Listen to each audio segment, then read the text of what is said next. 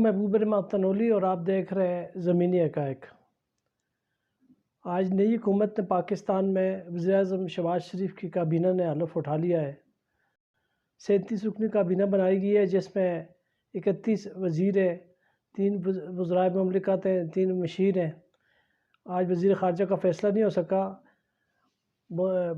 بلاول بھٹو زرداری کا نام لیا جا رہا تھا، لیکن بلاول بھٹو زرداری نے اطلاع یہ ہے کہ حلف اٹھانے سے انکار کر دیا ہے کہ وہ جب تک محسن داوڑ کو شامل نہیں کرتے، باپ کو نمائندگی نہیں دیتے، NP کو نمائندگی نہیں دیتے، تب تک وہ وزیر خارجہ کا حلف نہیں اٹھائیں گے۔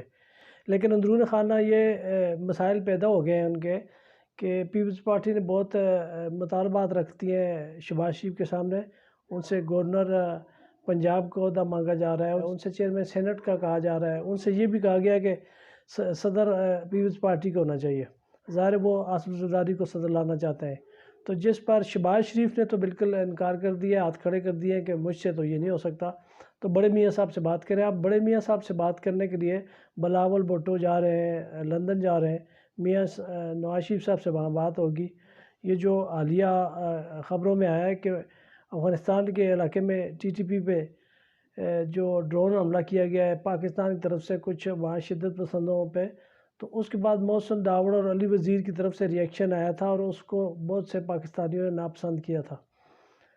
اس طرح کے مسائل بھی ہیں، لیکن اصل مسئلہ جو ہے وہ پیپلز پارٹی کے مطالبات کا ہی لگتا ہے۔ اگر دوسری طرف اختر مینگل صاحب نے بھی دھمکی دی ہے کہ وہ اس میں شامل نہیں ہو سکتے، تو اب وہ ابھی تک ہیں تو گورنمنٹ کے ساتھ ہی ہیں، لیکن دھمکی ان کی طرف سے بھی آئی ہے۔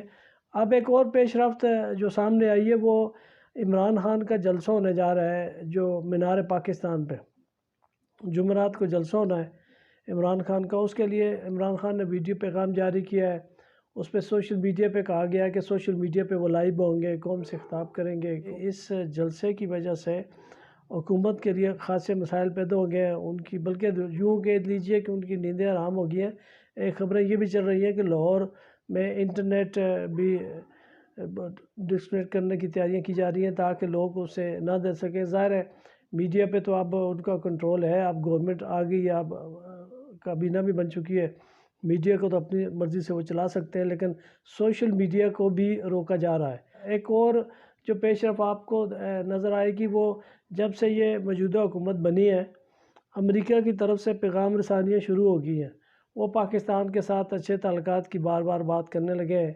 امریکی وائٹ ہاؤس کے ترجمان نیڈ پرائس نے بھی بار بار کہا ہے کہ پاکستان ہمارا پرانا الائی ہے، ہم اس کے ساتھ چلنا چاہتے ہیں۔ امریکہ نے اس پہ جب صحافیوں نے سوال کیا وہ ڈرون حملے پہ، تو امریکہ نے کہا ہاں ہمیں پتہ ہے، لیکن اس کے بارے میں اگر آپ نے سوال کرنا ہے تو پاکستان سے ہی کریں۔ تو اب وہی امریکہ ہے جو چند دن پہلے پاکستان کے ساتھ چلنے کے لیے تیار نہیں تھا، وہی امریکہ اب خود اس پہ ریئیکشن دے رہا ہے۔ تو یہ دوسری طرف اگر یہ کہا جائے کہ رجیم چینج کا جو آپریشن کرنا تھا، جو ان کا پلان تھا وہ مکمل ہو گیا ہے، تو جس طرح عمران خان کہتے ہیں کہ اگر وہ نہیں ہوں گے تو پھر اس کے بعد پاکستان کے لیے انہوں نے ریلیکس کر دینا ہے، تو وہ ریلیکس تو بظاہر نظر آ رہا ہے کہ امریکہ کی طرف سے اچھے اچھے پیغامات آنے شروع ہو گئے ہیں۔ اندرون خانہ اس کے بدلے میں وہ کیا دیں گے کیا لیں گے یہ وقت بتائے گا، لیکن بظاہر جو کہا جا رہا تھا بالکل اسی طرح کی پیش رفت سامنے آ رہی ہے کہ امریکہ پاکستان کے اس قریب کر رہا ہے۔ آگے IMF کے مذاکرات بھی کل سے شروع ہو رہے ہیں، $1 ارب پاکستان لینا ہے، اس میں بھی ظاہر ہے وہ کچھ مدد کریں گے۔ PTI کی حکومت تھی تو یہی پوزیشن بار بار پیٹرولیم مصنوعات کی قیمتوں میں جب اضافہ ہوتا تھا تو شور مچاتے تھے کہ انہوں نے عذاب ڈال دیا ہے، یہ بہت مہنگائی ہے۔ اب ہوا یہ ہے کہ جب اب تو گورنمنٹ نہیں رہی، اب جو سبسڈی دے رہے تھے PTI کی گورنمنٹ عوام کو پیٹرول پہ، تو وہ سبسڈی تقریباً ایک تخمینہ یہ لگایا جا رہا تھا کہ ماہانہ وہ $1.5 ارب کی سبسڈی دے رہے تھے۔ اس لحاظ سے وہ انہوں نے قیمتیں بھی عمران خان نے آخری خطاب میں جون تک روک دی تھیں، بجلی کی بھی۔ تو اب احسن اقبال صاحب اور دیگر وزراء نے یہ بھی کہا ہے کہ یہ جو عمران خان نے سبسڈی دے رکھی تھی، پیٹرول کی قیمت روکی ہوئی تھی، یہ ایک بارودی سرنگیں تھیں جو ہمارے لیے بچھائی گئی تھیں۔ یہ تو ہو ہی نہیں سکتا کہ عالمی مارکیٹ میں پیٹرول کی قیمتیں زیادہ ہوں اور ہم اسے سستا کر کے دیں، یہ ہم افورڈ نہیں کر سکتے۔ یہ کڑوی گولی نکلی گئی ہے صرف رمضان تک کے لیے. جو ہی رمضان ختم ہوگا وہ پٹرولنگ مصنوعات میں قیمتوں میں اضافہ ہو جائے گا، بلکہ رمضان سے پہلے بھی زیادہ امکان ہے، کیونکہ یکم سے انہیں رد و بدل کرنا ہوتا ہے. وہی مہنگائی کی جو تنقید کی جاتی تھی سابقہ حکومت وہ خود کرتے جا رہے ہیں. وہ بجلی بھی مہنگی ہوگی ہے. اب دن کو ایک فیول ایڈجسٹمنٹ کی قیمت میں اضافہ کہا گیا تھا 4 روپے 85 پیسے، اور اب شام کو یہ خبریں گردش کر رہی ہیں کہ وہ 3.5 روپے فی یونٹ مزید اضافہ کرنا چاہ رہے ہیں. تو ایک ادھر سے بھی بری خبر آ رہی ہے. معیشت کا جس کا ان کو خود پتہ تھا کہ معیشت پھنسی ہوئی ہے، سارے مسائل کا ان کو خود تدارک تھا کہ یہ اس مسائل میں ہے، وہ خود اس کے باوجود تنقید کرتے تھے حکومت پہ. اب جب وہ ان کی اپنی ذمہ داری آ گئی ہے تو اب وہ سارے وہی وجوہات بتا رہے ہیں جو سابق حکومت بتا رہی تھی. اب ایک اور بات جو سوشل میڈیا پہ بہت گردش میں ہے، سوشل میڈیا بھرا پڑا ہے، سب نے تقریباً لکھا ہے کہ یہ جو آج کابینہ نے حلف اٹھایا ہے ان میں سے 24 لوگ ایسے ہیں وزیر اعظم سمیت جو ضمانتوں پہ ہیں، عدالتوں میں مقدمات چل رہے ہیں، تھانوں میں ان کے خلاف FIR درج ہے. یہ ریکارڈ 24 ایسے لوگ ہیں. لیکن جو میسج جا رہا ہے، عوام میں جا رہا ہے، دنیا میں جا رہا ہے، وہ کوئی اچھا نہیں جا رہا، کیونکہ ایک طرف ملزم وزیر اعظم بیٹھا ہوا ہے. اب عمران خان کتنا چیلنج بن رہے ہیں کہ موجودہ حکومت کے لیے ان کی باتوں میں کتنی سچائی ہے. ایک بری پیشن گوئی آج یہ بھی آئی ہے کہ کسی نجومی کی طرف سے پھینکی گئی ہے شاید یا چھوڑی گئی ہے. مارکیٹ میں بعض کا ایسا ہوتا ہے کہ افواہیں پھیلائی جاتی ہیں کہ لوگوں تک ایک پیغام پہنچایا جاتا ہے. آج کسی نجومی کی یہ بھی ایک گردش کر رہی ہے پیشین گوئی کہ عمران خان کا یہ جو جلسہ لاہور میں ہونے جا رہا ہے یہ آخری ہوگا. تو آپ دیکھتے ہیں کیا کہ کس حوالے سے اسے کہا گیا ہے، کیوں کہا گیا ہے، خدا نخواستہ ایسا کیا ہونے جا رہا ہے کہ وہ آخری ہوگا. تو یہ بھی لوگوں کے ذہن میں ڈالا گیا ہے کہ یہ بھی ہو سکتا ہے یہ آخری ہو. تو ایک اور پیش رفت تو یہ کہ جو سب کو پتہ ہے کہ تحریک انصاف اسمبلیوں سے مستعفی ہو چکی ہے، استعفے دے چکے ہیں، سارے گھر جا چکے ہیں. اس کے باوجود ایک ہنگو میں ایک ضمنی الیکشن ہوا ہے اور PTI کا امیدوار جیت گیا ہے. آپ سب کو حلقے والوں کو بھی پتہ ہے اس بات کا کہ PTI کا امیدوار جیتے گا، ایوان میں جائے گا، حلف اٹھائے گا اور ریزائن کر دے گا. لیکن اس کے باوجود یہ ایک پیغام ضرور ہے کہ حمایت کتنی مل رہی ہے PTI کو.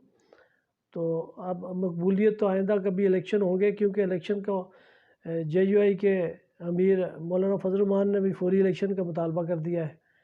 اس کے علاوہ MQM بھی کہہ رہی ہے کہ اگر ہو جائیں تو زیادہ اچھا ہے. بلوچستان والے بھی اس پہ اعتراض نہیں کر رہے، وہ کہتے ہیں جلدی الیکشن ہو جائے. اب جلدی الیکشن نہ کرنے پہ جس پہ ہے وہ صرف پیپلز پارٹی ہے اور نون لیگ ہے. ان کو جلدی الیکشن کی جلدی نہیں ہے، کیونکہ یہ بہت سارے ابھی کرنے والے ہیں، تبدیلیاں کرنے لگے ہیں. اب الیکشن اصلاحات کے نام پہ کچھ تبدیلیاں ہوں گی، کچھ افسروں کی تعیناتیاں ہوں گی جنہوں نے آگے 5 سال چلنا ہے یا بہت عرصے تک چلنا ہے.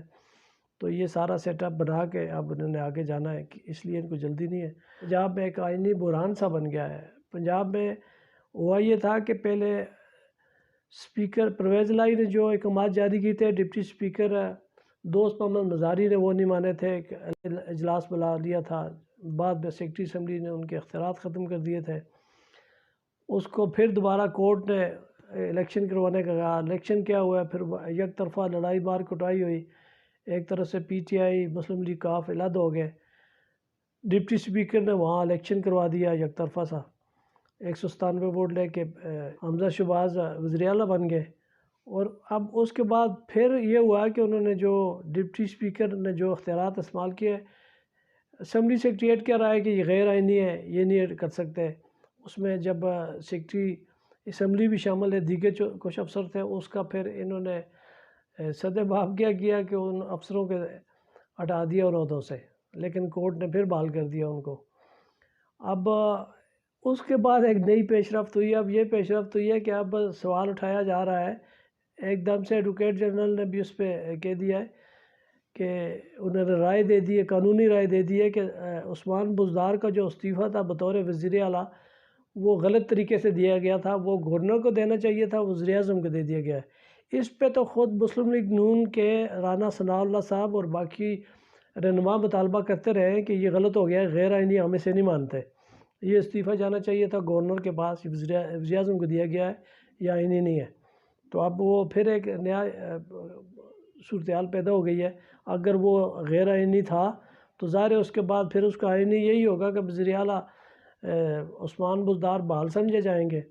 اسی طرح جس اسمبلی کا اجلاس ہوگا اسی طرح دوبارہ پھر تحریک عدم اعتماد آئے گی، اور صاحب وزیر خارجہ بطور وزیر خارجہ بھی حلف اٹھائیں گے۔ یہ بھی بلکہ سمجھیں کہ انٹرنشپ بھی ہوگی، جو سیاست کی وہ جو عملاً شروع کریں گے انٹرنشپ وہ وزیر خارجہ سے شروع کریں گے۔